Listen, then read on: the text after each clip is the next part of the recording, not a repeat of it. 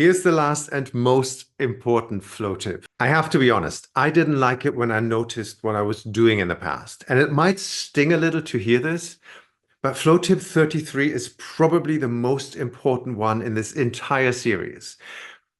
Let me put it this way. One of the easiest ways to have no flow in your life is to keep yourself endlessly busy with taking every course, listening to every teacher, learning every new tool, and earning every degree, and never actually implementing any of it.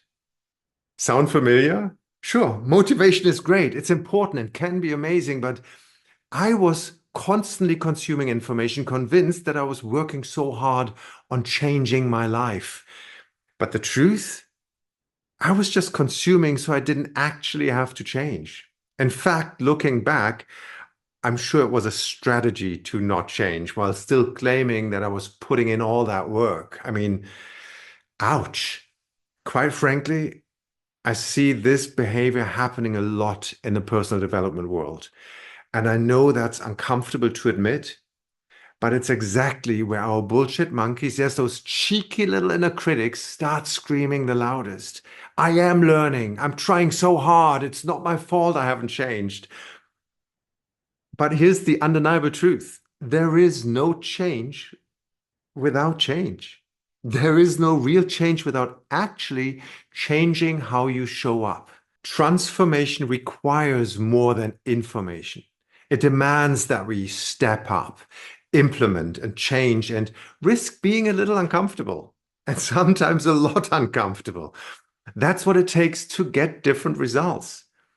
The people I see who have the courage to do this, however, who pick one process, follow through, and really try on new behaviors, are the ones who see results.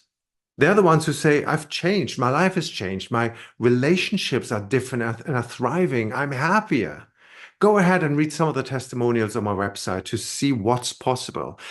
And I'm not saying this because I want to brag, but because I want you to see that changing is possible.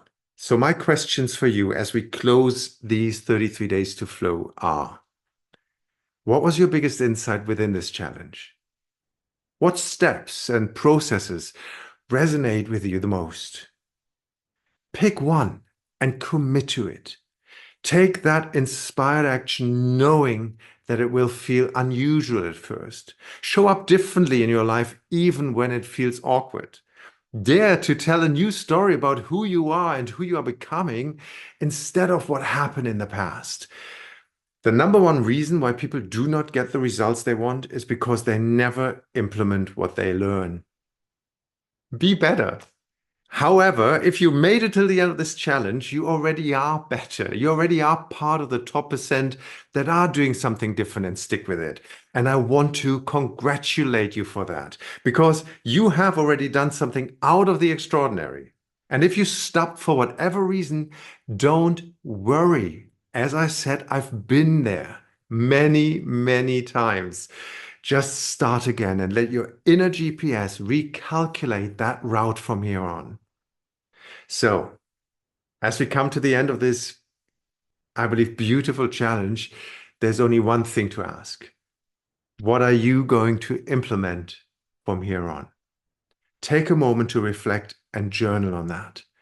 And if you are part of the running challenge, I will see you for our last workshop and closing ceremony tonight, and I can't wait to see you. And I'm happy to announce that the date for the next Flow Challenge is already fixed. Starting on the 1st of October till the 2nd of November. I have never planned anything that far in advance, but I will put the link below in the show notes. So I want to thank you from the bottom of my heart for being here with me for these last 33 days. Keep growing, keep flowing, and I see you in the next video.